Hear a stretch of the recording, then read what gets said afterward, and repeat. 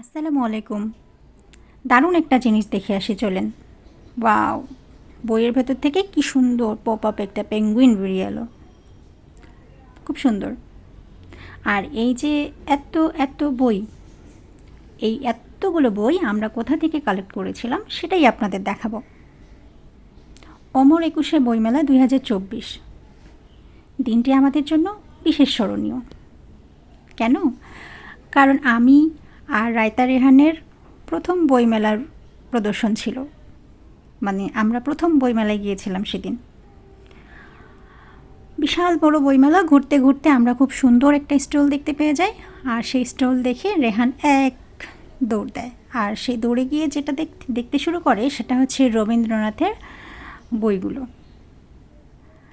আর রবীন্দ্রনাথের বই দেখতে এসে রবীন্দ্রনাথের একটা উক্তি না বললেই তো নয়। তাহলে আমি সেটা বলি আপনাদের। সেটা হচ্ছে রবীন্দ্রনাথ ঠাকুর বলেছেন, বই হচ্ছে অতীত আর বর্তমানের মধ্যে বেঁধে দেয়া সাঁকো। খুব সুন্দর একটা কথা, তাই না? আসলে বই পড়াকে যথার্থ হিসাবে যে সঙ্গী করে নিতে পারে, তার জীবনের দুঃখ কষ্টের বোঝা অনেক কমে যায়। না, এই কথাটা আমি বলিনি, বলেছেন শরৎচন্দ্র চট্টোপাধ্যায়। তো বই বই আর বই।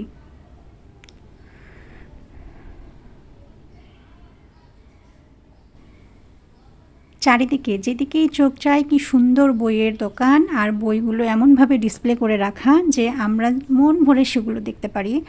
আর খুব ভালো লাগে আসলে, তখন মনে হয় যে সব বই যদি আমি নিয়ে যেতে পারতাম।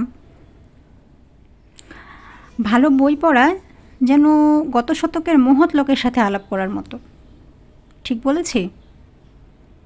আমি কিন্তু বলিনি, এটা বলেছে দেকার্তে। আর সবচেয়ে ইম্পর্ট্যান্ট যে ব্যাপারটা সেটা হচ্ছে, আচ্ছা সেটা পরে বলি, আগে একটু দেখে নিই। রায়তা রেহান একটা খুব সুন্দর ঘর দেখতে পেয়েছিল যেটার নাম হচ্ছে আকাশ। তা আমি এটাকে আকাশবাড়ি বলে নিচ্ছি আপনাদের সামনে। তো আকাশবাড়িতে আমরা ছবি তোলার জন্য একটু স্পেস পাচ্ছিলাম না, হয় কেউ ঢুকছিল না বেরোচ্ছিল।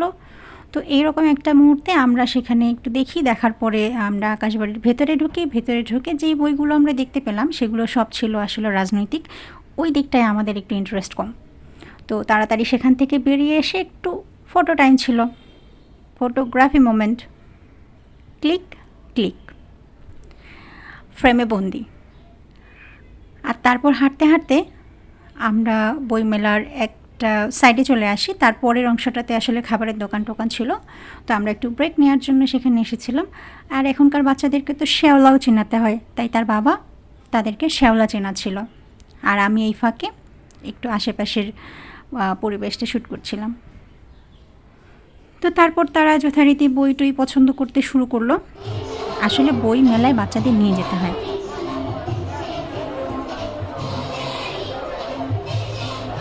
গান শুনে বুঝতে পেরেছেন?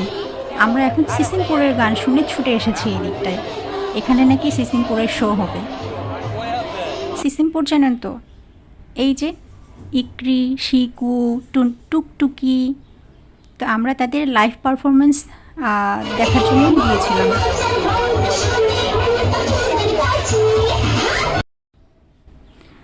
তারপর একটা খুব সুন্দর জিনিস, সেটা হচ্ছে বঙ্গবন্ধু ভ্রাম্যমাণ লাইব্রেরি। এটা আমার কাছে অনেক ভালো লেগেছে। ভেতরটাও অনেক সুন্দর পরিপাটি ছিল। তো সবাই এখানে এসে এক নজর দেখে যে যার মতো করে একটু ছবি টবি তুলে বেরিয়ে যাচ্ছিল। আমরাও তার ব্যতিক্রম না, আমরাও সেটাই করলাম। একটুখানি জায়গা পেয়ে আমরাও সেখানে ছবি তুলতে ভুল করলাম না। তো ছবি একটু রায়তা একটু রেহান আমরা ছবি তুলে তারপর সেখান থেকে বেরিয়ে গেলাম। তারপর এসে আমরা ঢুকলাম শিল্পকলা একাডেমির মধ্যে। সেখানে চায়না বুক হাউস অনেক সুন্দর করে সাজানো ছিল।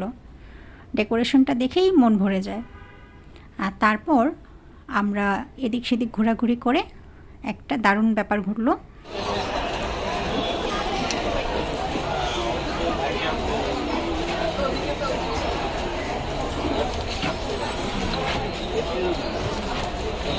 এটা ছিল রায়তার জন্য বেস্ট মোমেন্ট, কারণ সেখানে সে অথরের সাথে হ্যান্ডশেক করার সুযোগ পেয়েছিল, অটোগ্রাফ নেওয়ার সুযোগ পেয়েছিল।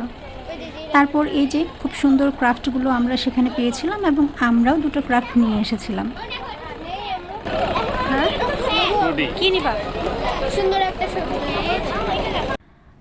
তারপর এক গাদা বই আর ওই ক্রাফট পপ আপ বুক সব কিছু নিয়ে আমরা চলে এসেছিলাম। ভালো থাকবেন সবাই।